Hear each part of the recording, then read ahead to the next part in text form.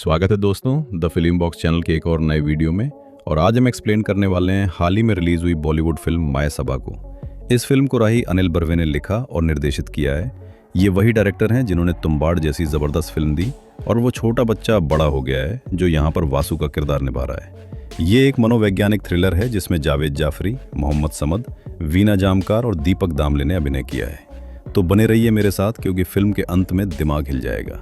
तो आइए इस फिल्म को एक्सप्लेन करते हैं और जानते हैं इसकी पूरी कहानी। फिल्म की शुरुआत होती है मायासभा नाम के एक थिएटर से। एक ऐसा थिएटर जो कि पूरी तरह से टूटा फूटा है, मतलब कि समझ लो कबाड़ है। और इसी थिएटर में हम बासु नाम के एक 15 से 16 साल के लड़के को देख पाते हैं। और अब बासु को हम देखते हैं एक जिम में जाते हुए। तो जब बासु उस जिम में पहुंचा और उस जिम में राणा भी था तो इनके बीच में छोटा सा झगड़ा हो जाता है, लेकिन बाद में इनकी दोस्ती हो जाती है। और फिर बासु जो है राणा को अपने थिएटर ले जाता है। थिएटर में लाने के बाद बासु उसे बहुत सारी चीज़ें बताता है। वो बताता है कि ये थिएटर दरअसल में परमेश्वर खन्ना का है। ये सुनते ही यहाँ पर राणा जो है वो हैरान था। बासु उसे ये भी बताता है कि इसी थिएटर के अंदर एक रोल्स रॉयस भी है जो कि पूरी तरह से कबाड़ बन चुकी है। ये सारी चीज़ें सुनने के बाद राणा को यकीन हो जाता है कि बासु सही बोल रहा है। बासु उसे ये भी बताता है कि परमेश्वर जो है वो उसके पिता हैं। ये सारी बातें सुनकर यहाँ राणा हैरान था क्योंकि परमेश्वर जो है वो 30 से 40 साल पहले का एक बहुत ही बड़ा नाम हुआ करता था। वो एक बहुत बड़ा प्रोड्यूसर हुआ करता था और उसकी मूवीज़ जो हैं वो बहुत ज़्यादा चला करती थी। यहाँ बासु ने राणा को एक बात और बताई थी और वो ये कि उसके पिता परमेश्वर ने इसी थिएटर के अंदर 40 किलो गोल्ड जो है वो यहीं कहीं छिपाया है। बहुत लोग उसे ढूंढने के लिए आए हैं लेकिन किसी को भी वो सोना नहीं मिला है। जिसके बाद राणा जो है वो टॉयलेट करने के लिए चला जाता है। वहाँ एक कमोड था और उसी में वो टॉयलेट करने लगता है कि तभी पीछे से हम एक आदमी को देखते हैं जो कि यहाँ पर आकर राणा के ऊपर हमला कर देता है और उसे बहुत ही बुरी तरह से इंजर्ड कर देता है। तभी हमें मालूम चला कि यह आदमी कोई और नहीं बल्कि परमेश्वर खन्ना है। जब राणा को होश आया और जब उसकी मरहम पट्टी की जा रही थी तो यहाँ पर राणा परमेश्वर को देखता है और उसे यकीन नहीं हो रहा था कि वो इतने बड़े प्रोड्यूसर को अपनी आंखों से देख रहा है। यहाँ राणा परमेश्वर को बताता है कि उसने उनकी सारी पिक्चरें देखी हैं और वो उसका बहुत बड़ा फ़ैन है। तो वहीं हमें अब परमेश्वर के बारे में मालूम चलता है जो कि बहुत ही अजीब है और वो बहुत सालों से इसी थिएटर के अंदर रह रहा है। सबसे पहली बात, परमेश्वर को मच्छरों से नफरत है। उसके मूड स्विंग्स होते हैं, मतलब कि कभी वो अच्छे से बात करता है तो कभी उसे बहुत ज़्यादा गुस्सा आ जाता है और गुस्सा वो बासु के ऊपर ही उतारता है। अब राणा जब यहाँ से चला जाता है तो अगले दिन हम देखते हैं बासु जो है वो यहाँ पार्टी की तैयारी कर रहा था। दरअसल बात कुछ ऐसी है कि बासु जो है वो राणा और उसकी बहन जीनत को बुलाना चाहता है और यहाँ उनके साथ पार्टी करना चाहता है। ये बात जब परमेश्वर को मालूम चली तो यहाँ पर वो बासु को रोकता नहीं है बल्कि वो उनसे कहता है कि उनकी खूब खातिरदारी करना। अब कुछ ही समय के बाद राणा और जीनत यहाँ पर आ जाते हैं। दोनों ही यहाँ पर बासु से मिलते हैं। आखिरकार जीनत और राणा को एक छोटे से बच्चे में क्या इंटरेस्ट आ रहा था ये समझ नहीं आ रहा है, लेकिन ये बात तो एकदम तय है कि राणा ने अपनी बहन जीनत को गोल्ड के बारे में ज़रूर बताया होगा। एक ऐसा गोल्ड जिसे परमेश्वर कहीं पर रखकर भूल गया है। अब जब सभी लोग यहाँ पर बैठकर बात कर रहे थे कि थोड़ी ही देर के बाद यहाँ पर परमेश्वर आता है जो कि खूब तैयार होकर और नए कपड़े पहनकर आया था।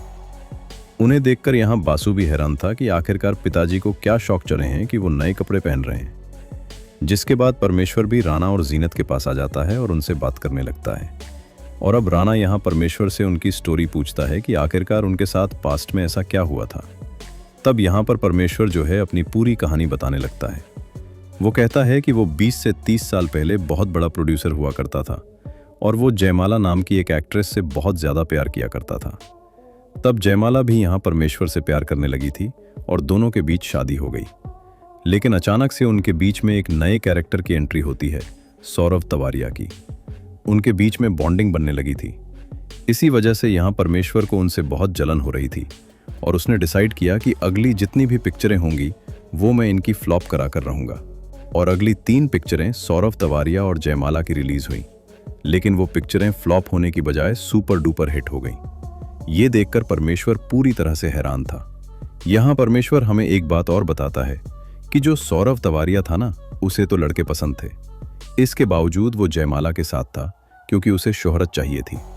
रही बात उनके बच्चे की, तो सौरव तवारिया और जयमाला का एक बच्चा हुआ था जिसका नाम बासु है और बासु अब उसी के पास है क्योंकि उसे पालने के लिए वो लोग रेडी नहीं थे।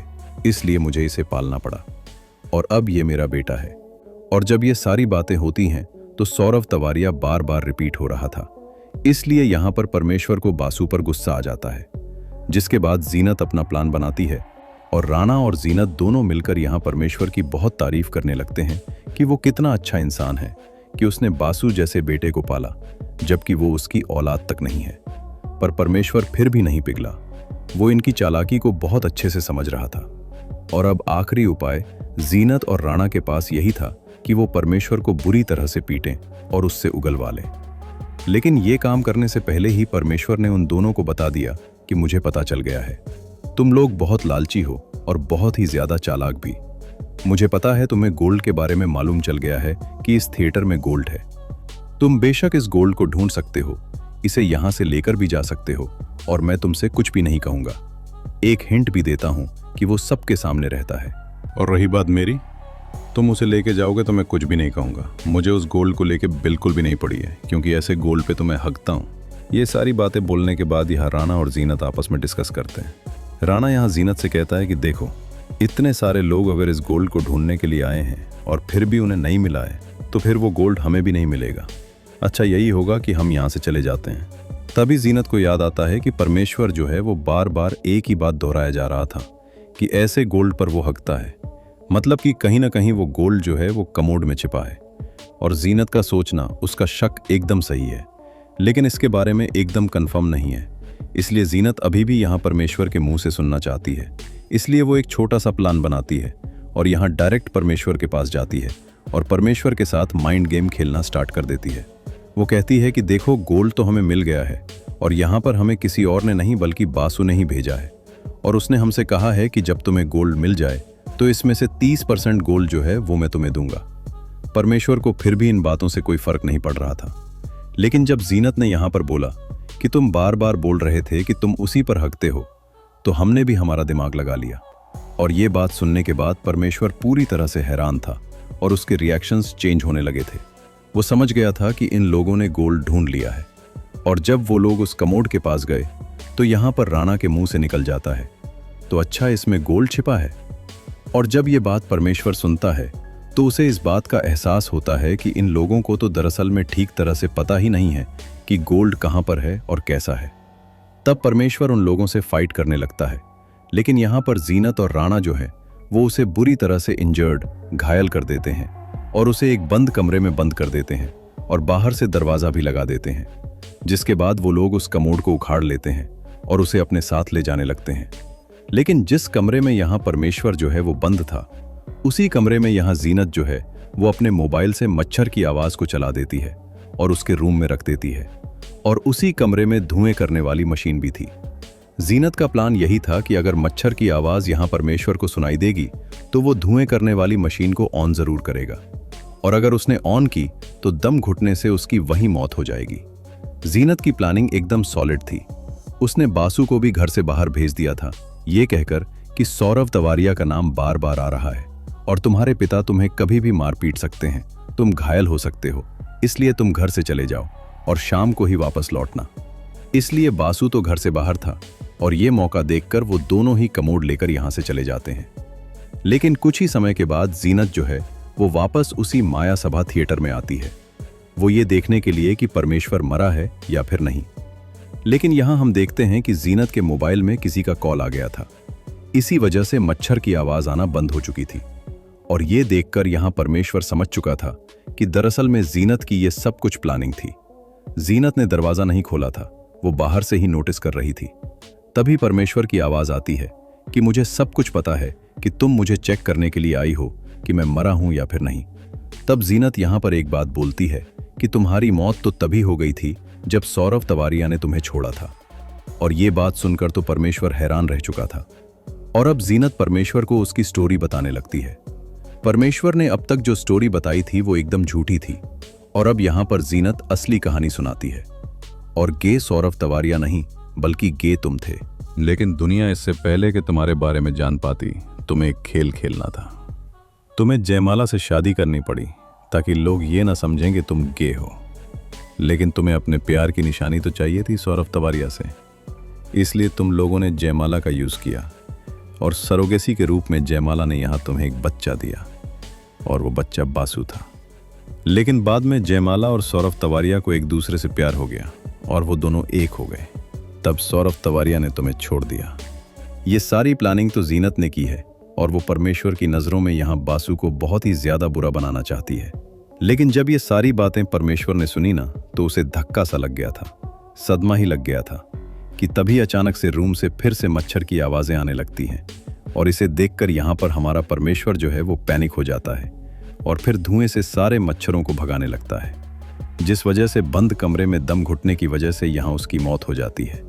जब ये सारी बातें जीनत को मालूम चली तो वो बहुत खुश हो चुकी थी, क्योंकि इसमें उसका कोई भी हाथ नहीं है। जब उसे मालूम चला कि परमेश्वर मारा जा चुका है तो वो कमरे से अपना मोबाइल बाहर लेकर आती है और अब थोड़ी ही देर के बाद यहाँ पर बासु आ जाता है। यहाँ जीनत बासु को उसके पिता के पास ले जाती है जो कि मारा जा चुका था, और उसे देखकर बासु यहाँ पर बहुत ज्यादा रोता है, अपना सर पटक कर और उनकी छाती को बार बार दबा रहा था, जिससे कि हमें मालूम चलता है कि यहाँ पर परमेश्वर जो है वो जाग उठता है।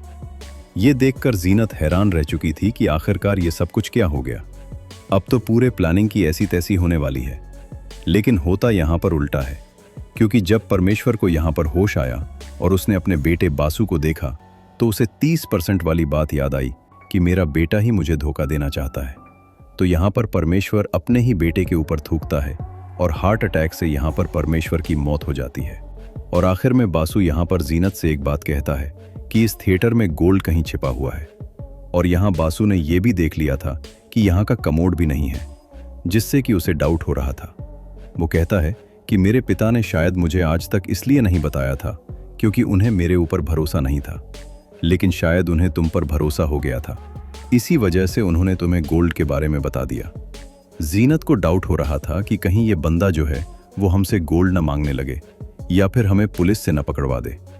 इसलिए वो उससे इंक्वायरी करती है, पूछती है कि आखिरकार वो हमें जानता है या फिर नहीं।